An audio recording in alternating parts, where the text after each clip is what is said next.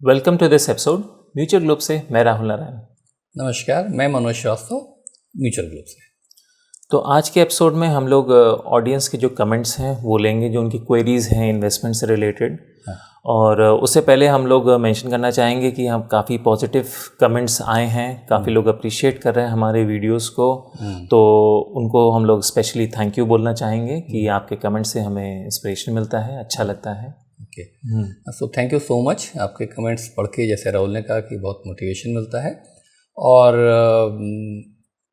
अभी तक अगर चैनल को सब्सक्राइब नहीं किया है तो प्लीज़ सब्सक्राइब करें, अपने फ्रेंड्स में शेयर करें। एक चीज़ और है, नोटिफिकेशन का जो है बेल वो भी दबा दें, ताकि जैसे ही रिलीज़ होता है तो सबसे पहले आपको पता चल जाए कि ये वीडियो अपलोड हो गया है और यूट्यूब पर आ गया है। इसमें आपकी डेफिनेटली हेल्प चाहिए जो आप सब्सक्राइब करेंगे, क्योंकि वो भी हमारे लिए मोटिवेशन का रीज़न होता है। पूरी तरीके से डिस्कशन जो है ये फ्री ऑफ कॉस्ट है, जैसे मैंने पहले भी एपिसोड्स में कहा है। कोई कोर्स नहीं बनाया जा रहा है, पेड या व्हाटएवर, या तरह तरह की जो चीज़ें हैं, F&O है या और ट्रेडिंग है। और उससे हमारा मानना ये भी है कि थोड़ा सा आम इन्वेस्टर को दूर भी रहना चाहिए, तो इसलिए हम आपके इंटरेस्ट में ही वो काम कर रहे हैं। हाँ, इस चैनल को सब्सक्राइब जरूर करें। तो आज के एपिसोड में भी हम लोग क्वेश्चन आंसर्स का जो सिलसिला है वो जारी रखते हैं। राइट। पहला क्वेश्चन आया है मिस्टर लोकेश जी ने भेजा है। वो पूछ रहे हैं, are 2 multi cap funds okay for 50,000 SIP for 20 years? Okay है, सिंपलिस्टिक थोड़ा ज़्यादा है, अच्छा है, उसमें कोई इशू नहीं है। बट मुझे लगता है कि इसमें आपको 2 फंड और जोड़ लेने चाहिए। एक, जैसे 50,000 रुपये की बात कर रहे हैं, तो आप मान के चलिए कि एक फ्लैक्सी कैप और एक अच्छा मिड कैप, ये और जोड़ लें। राइट, थोड़ा सा ज़्यादा हेल्दी हो जाएगा पोर्टफोलियो। ठीक। नेक्स्ट क्वेश्चन भेजा है स्वप्ना बाबूजी ने। वो कह रहे हैं, hello sir, I am new investor, can I share my portfolio? Yes, ठीक है, शेयर कर सकते हैं। शेयर कीजिए, क्वेश्चन भेजिए, फिर हम उसको टेकअप कर लेंगे। नेक्स्ट क्वेश्चन भेजा है विष्णु ने। Hello sir, my name is Vishnu, I want to know which mutual fund for SWP is best? मुझे लगता है विष्णु जी को ज़्यादा क्लियर नहीं है। SWP तो सिस्टमेटिक विड्रॉल प्लान है। जिस स्कीम में भी आपने इन्वेस्ट किया है, आप उससे पैसा रेगुलरली निकालना चाह रहे हैं, तो इसलिए विच SWP इज़ द बेस्ट, इसका कोई जवाब बनना मुश्किल है। आपने क्वेश्चन को थोड़ा और इलेबोरेट करें और भेजें, फिर हम उसका जवाब देंगे। ठीक। नेक्स्ट क्वेश्चन भेजा है मिस्टर अरुण उपाध्याय जी ने। वो कह रहे हैं, पोर्टफोलियो में बैलेंस्ड एडवांटेज फंड और मल्टी एसेट क्या दोनों रख सकते हैं? हाँ, दोनों रख सकते हैं। कौन सा रखें उसकी बात नहीं कर रहे हैं, बट दोनों रख सकते हैं। ठीक। नेक्स्ट क्वेश्चन भेजा है डॉक्टर महेश भागवत जी ने। तो कह रहे हैं, I am 41 years old, doctor हैं, गवर्नमेंट हॉस्पिटल में काम करते हैं। इनकी इनकम है अराउंड 2 लाख की, और NPS में इनका कॉर्पस हो चुका है अराउंड 35 लाख 36 लाख का, और उस सैलरी में से 32,000 रुपीज़ इनका NPS में चला जाता है। अब क्योंकि इनको लगता है कि NPS थोड़ा कंजर्वेटिव होता है, तो थोड़ा सा अभी अग्रेसिव इन्वेस्टमेंट स्टाइल ढूंढ रहे हैं म्यूचुअल फंड के थ्रू। तो इन्होंने SIP स्टार्ट की है अराउंड 10,000 रुपीज़ की, और ये कह रहे हैं कि मैं 10,000 की और SIP कर सकता हूँ। और इनका जो होराइज़न है वो 20 ईयर्स है, और जो गोल है वो है 5 करोड़। इन्होंने एक चीज़ और मेंशन की है कि ये SIP को स्टेप अप करते रहेंगे 10% एवरी ईयर। और एक चीज़ इन्होंने और मेंशन की है कि I invest 1 installment amount extra whenever the benchmark index falls by more than 1%। ठीक है, तो डॉक्टर साहब का जो इन्वेस्टमेंट है NPS में है और वो चल ही रहा है, सो दैट इज़ ओके। अब जो आप ये बात कर रहे हैं कि आपने स्मॉल कैप में शुरू किया है 5-5 हज़ार की SIP, ठीक है। मिड कैप भी जो आप प्लान कर रहे हैं, that also same to be okay. आपको थोड़ा और डिटेल में समझना है तो एपिसोड 96 में हमारी जो डिटेल डेटा एनालिसिस है उसको भी देख लें, तो उससे आपको और क्लैरिटी हो जाएगी। आप 10% अप करना चाह रहे हैं, वो बहुत अच्छी स्ट्रैटेजी है, वो ज़रूर करें।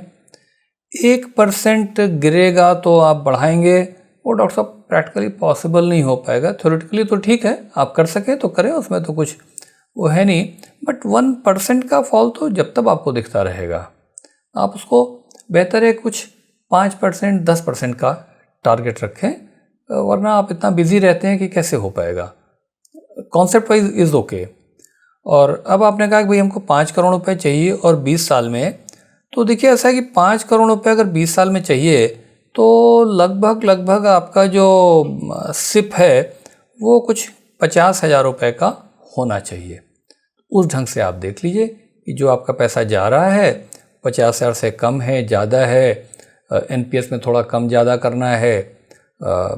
आप चूँकि आप 20 साल का टारगेट कर रहे हैं तो मुझे आपके स्मॉल कैप में भी दिक्कत नहीं है और मिड कैप में भी दिक्कत नहीं है। एनपीएस एक तरह से ज़्यादा स्टेबल हो जाता है, तो आप देख लें, आप 50,000 रुपये से ऊपर की अगर सिप कर रहे हैं 20 साल तक, तो अभी तो इनकी 10,000 रुपीज़ की चल रही है, जो 10,000 से बढ़ा सकते हैं 20,000। हाँ, तो इसका मतलब बढ़ाना पड़ेगा, इनको अमाउंट बढ़ाना पड़ेगा। तो अब ये आप देख लें कि जो शॉर्टफॉल आ रही है उसको आप मेकअप करें, ये कर सकते हैं। ठीक है। नेक्स्ट क्वेश्चन भेजा है अरुण जी ने, तो कह रहे हैं, I need opinion regarding mutual fund investment journey for my daughter, please suggest one scheme each in large and mid cap, small cap, multi asset and pure global equity exposure mutual fund, and here global means not purely US centric but actually global। ठीक है, दो चीज़ें आप start करना चाहते हैं, बहुत अच्छी बात है।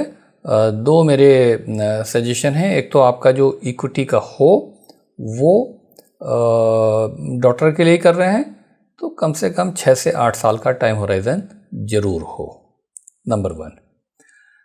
किस में करें, आप एपिसोड 96 हमारा देखें और उसका स्क्रीनशॉट भी हमने लगा दिया है अभी, तो उससे आपको हेल्प मिल जाएगी कि आप किस में करें। और रिकमेंडेशन कोई नहीं है, डिटेल्ड डेटा एनालिसिस है, but that will help you to decide. और जो आप ग्लोबल करना चाह रहे हैं वो ठीक बात है।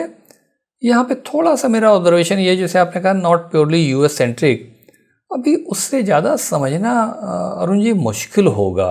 मतलब ग्लोबली आप यूरोप में करें, आप चाइना में करें, आप वियतनाम में करें, वो सब मुश्किल होगा।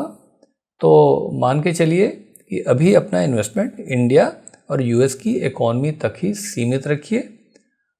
उसमें आप डायरेक्ट कोई स्टॉक्स के चक्कर में नहीं पड़ें।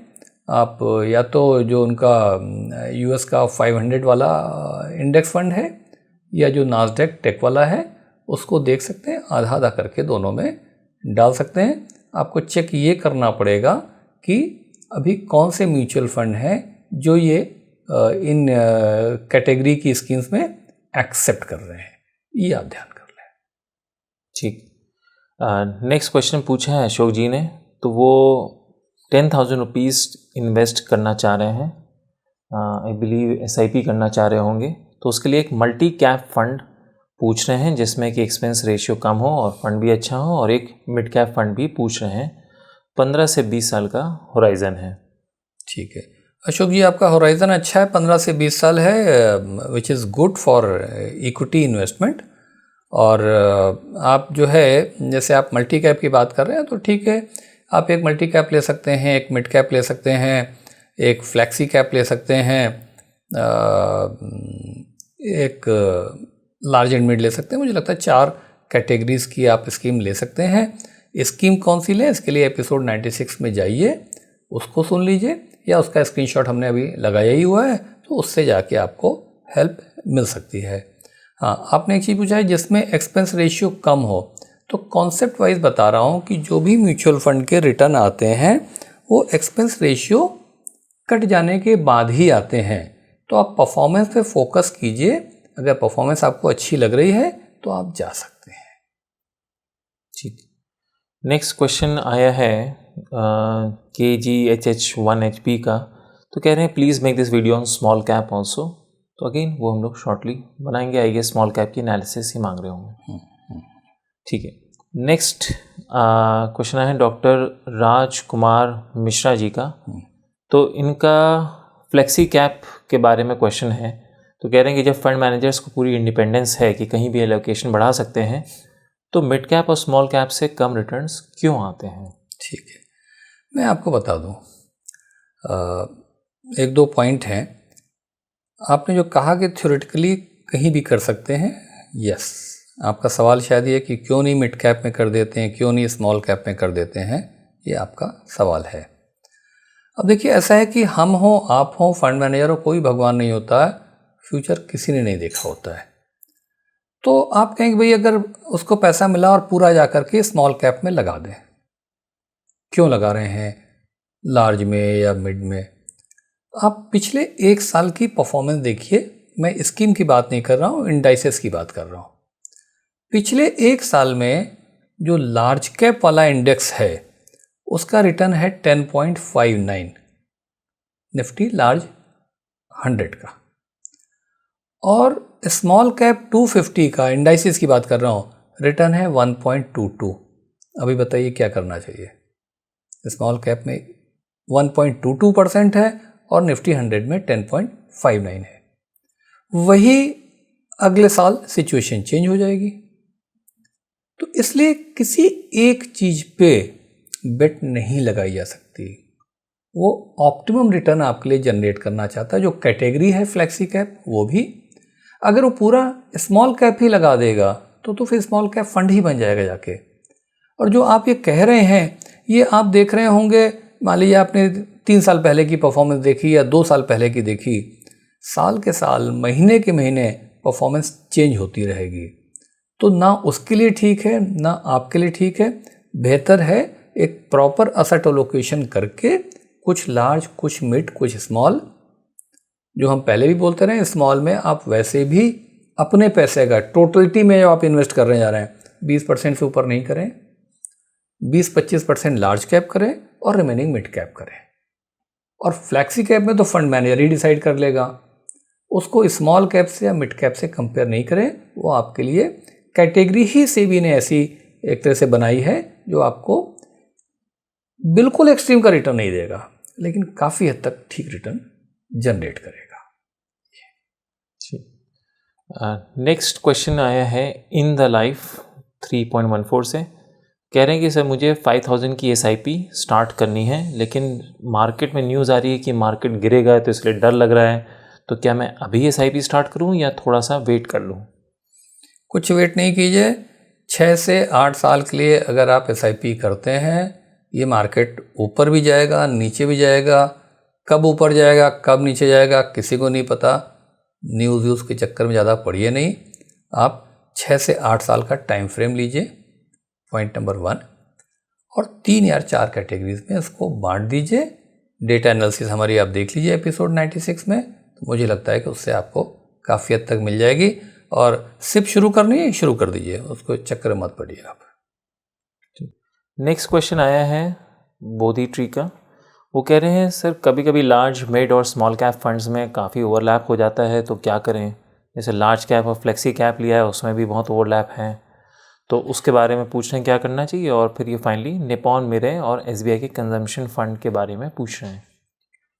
2 चीज़ें, ओवरलैपिंग तो होगी। इसीलिए जो लोग 10, 15, 20 स्कीमों में करते हैं, उससे कोई ख़ास फ़ायदा नहीं है। 80, 85, 90, 95% तक की ओवरलैपिंग होती है, आपके लिए परेशानी का कारण और बनेगी। तो आप अगर एक नॉर्मल इन्वेस्टर है, 5 से 10 साल का टाइम फ्रेम है, SIP कर रहा है, तो 3 या 4 कैटेगरी उठा लीजिए। एक फ्लेक्सी कैप, एक मिड कैप, एक लार्ज एंड मिड कैप हो जाएगा। और उसके हिसाब से ही आप एक 2 स्कीमें चूज़ कर लीजिए। ओवरलैपिंग उसमें भी होगी। कोशिश कीजिए कि अगर आपने 4 कैटेगरी मैंने मान लिया, flexi, mid, large and mid और एक डिविडेंड यील्ड भी ले सकते हैं, क्योंकि ओवरलैपिंग बचानी है। 4 ले लिया। डेटा एनालिसिस के हिसाब से उन कैटेगरी में जो सबसे अच्छी स्कीम काम कर रही हो, उसको पकड़ लीजिए। उससे क्या होगा कि आपने फंड ए, यानी mutual fund A, mutual fund B, mutual fund C, mutual fund D पकड़ लिया। ओवरलैपिंग वहाँ भी होगी, बट चारों के फंड मैनेजमेंट टीम अलग अलग होगी, तो उसका आपको क्यूमुलेटिव फ़ायदा मिल जाएगा। आपने एक फंड उठाया और उसी की चारों स्कीम कर ली, तो उसमें थोड़ा सा ये ओवरलैपिंग का इशू ज़्यादा हो जाएगा। बहुत मत कीजिएगा, कोई फ़ायदा नहीं है। सब मोरलेस वही स्टॉक्स उठा लेते हैं, कई बार नाम भी कुछ और रख लेते हैं और स्टॉक्स वही उठा लेते हैं। ये भी क्या करें, अच्छे स्टॉक्स हैं तो हर आदमी लेना चाहता है उसको। एक ये बात हो गई। एक कंजम्पशन फंड है, इस पर हम ऑलरेडी एक वीडियो बना चुके हैं, उसको ठीक से सुन लीजिए। उसका आपको ये स्क्रीन पे उसका एपिसोड नंबर भी दिखाई पड़ रहा है। हाँ, उसको समराइज मैं करूँ, मुझे लगता है कंजम्पशन फंड से बेटर है। वैसे तो आप वो एपिसोड सुनेंगे तो आपको पूरा क्लियर हो जाएगा। कंजम्पशन फंड से बेटर है यही जो मैंने आपको 3-4 कैटेगरीज की हैं, इसी में बांट के पैसा डाल दीजिए। ये हो गया। ठीक। नेक्स्ट क्वेश्चन आया है तन्मय मुखर्जी जी का। वो कह रहे हैं please make a video of mutual funds for SWP plans, it will be very helpful. बनाएंगे, जल्दी बनाएंगे। SWP के मैकेनिज्म को आप कैसे यूज़ कर सकते हैं, आपका सजेशन सही है, नोटेड है, जल्दी ही बनाएंगे। ठीक। नेक्स्ट क्वेश्चन अमोल जी ने भेजा है। वो कह रहे हैं नमस्ते, please make a video on dividend paying mutual funds and good funds for dividend income monthly और ईयरली, बेस्ट IDCW प्लान्स। देखिए, डिविडेंड पेइंग के एंगल से अगर आपको फोकस करना है तो एक कैटेगरी जो कि कंपैरेटिवली लेस पॉपुलर है, मुझे अच्छी लगती है, वो डिविडेंड यील्ड वाली कैटेगरी है। तो एक तो उसको चूज़ करें जाके। काफ़ी फंड से ज़्यादा अच्छा काम वो करके दे रही है, पता नहीं क्यों पॉपुलर कम है। और दूसरी बात है कि डिविडेंड पेइंग म्यूचुअल फंड, देखिए डिविडेंड पेइंग म्यूचुअल फंड तो आपका पैसा होता है, आप ही को दे देते हैं, तो उसका तो कोई खास एंगल है नहीं। आप तो स्कीम्स की परफॉर्मेंस देखें, कैटेगरी की परफॉर्मेंस देखें और उसको चूज़ करें। डिविडेंड पे ज़्यादा फोकस है तो उस कैटेगरी को भी आप देख लें, इन एडिशन टू जो अभी 3-4 हमने आपको बताई हैं इस एपिसोड में। ठीक। इन्हीं का ही, अमोल जी का ही नेक्स्ट क्वेश्चन भी है। वो कह रहे हैं कि I have a special question for you. I want to build a maintenance corpus for maintaining home property and keep funds intact in this.